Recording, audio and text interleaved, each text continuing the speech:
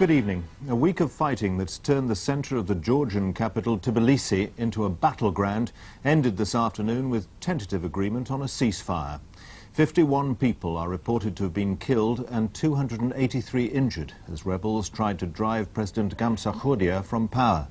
Tonight, the rebels and some of those who had been supporting the president issued an ultimatum calling on him to go. Both sides have warned that civil war could engulf the former Soviet republic if the situation is not resolved. Early this morning, the opposition forces surrounding the Georgian parliament resumed their attack. Tracer bullets streaked across the city. There was cannon and heavy machine gun fire from several different positions around the parliament building. The move to get negotiations underway came amid some of the fiercest fighting of the week, with indiscriminate shooting in much of the city centre.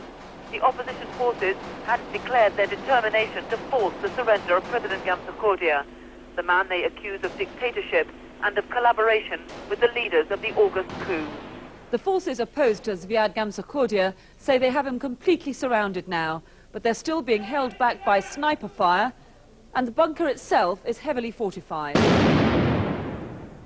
Despite day after day of heavy attacks, the fortress-like parliament building has proved almost impenetrable to the unsophisticated firepower of the rebel forces.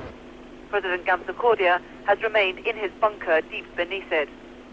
The opposition achieved a spectacular breakthrough yesterday when they stormed the KGB headquarters at the rear of the parliament, freed several political prisoners and set the building ablaze.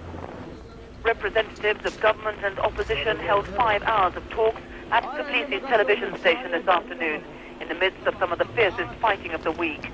Opposition forces renewed their attacks on the Georgian parliament, and troops loyal to President Gamsakhurdia set fire to the Hotel Tbilisi, the temporary headquarters of the opposition. Tonight, several large buildings in the city are still ablaze, but the ceasefire declared at 6 o'clock local time appears to be holding, with the exception of some sporadic gunfire. There seems little prospect of a more permanent truce, though. Negotiations aimed at finding a solution to the crisis collapsed tonight when none of President Gamsakhurdia's representatives turned up, a move which may have lost him the military support he so badly needs.